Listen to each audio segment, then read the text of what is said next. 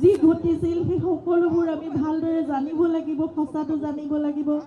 সেই সকলোবোৰৰ বাবে আপোনালোকেও এখন যুদ্ধ কৰি আছে। আমিও সঁচাকৈ সেই দিনটোত জুবিনৰ লগত কি হৈছিল, পানী নসৰকাকৈ যি বিচাৰ হ'ব লাগে সেয়া বিচাৰ হওক। তেওঁ যেনেদৰে গোটেই অসমখনক, গোটেই উত্তৰ পূৰ্বাঞ্চলক ভাল পাইছিল, সমগ্ৰ মানৱ জাতিক ভাল পাইছিল, প্ৰকৃতিক ভাল পাইছিল, জীৱ জন্তু পশু পক্ষী সকলোকে, গছ গছনি যেনেদৰে ভাল পাইছিল, সকলোকে আমি তেনেদৰে মৰম আমাৰ মাজৰ পৰা দি যাব লাগিব।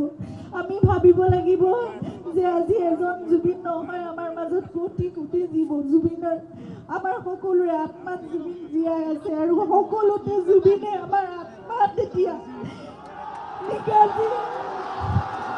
নিগাজিকৈ এক স্থান গ্ৰহণ কৰিছে। এখন ঘৰ পাতি বহিছে। আমাৰ সকলোৰে আত্মাত জুবিন জীয়াই থাকিব এতিয়া।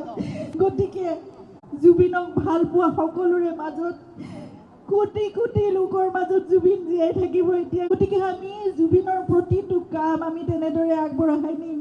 আমি দৃঢ় প্ৰতিজ্ঞ, মই দৃঢ় প্ৰতিজ্ঞ, আমাৰ পৰিয়ালটো, আপোনালোক সকলো, আমি একেলগে জুবিনক সদায় আমাৰ মাজত জীয়াই ৰাখিম। আৰু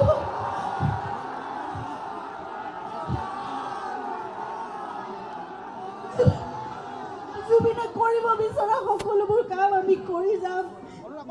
এজোপা এজোপা গছৰ মাজত জুবিনক জীয়াই ৰাখিম, প্ৰতিটো পাতত জীয়াই ৰাখিম। সেয়া ৩৬,০০০ গীতৰ মাজত জুবিন জীয়াই থাকিবলৈ, সকলোৰে কণ্ঠত জুবিন জীয়াই থাকিব।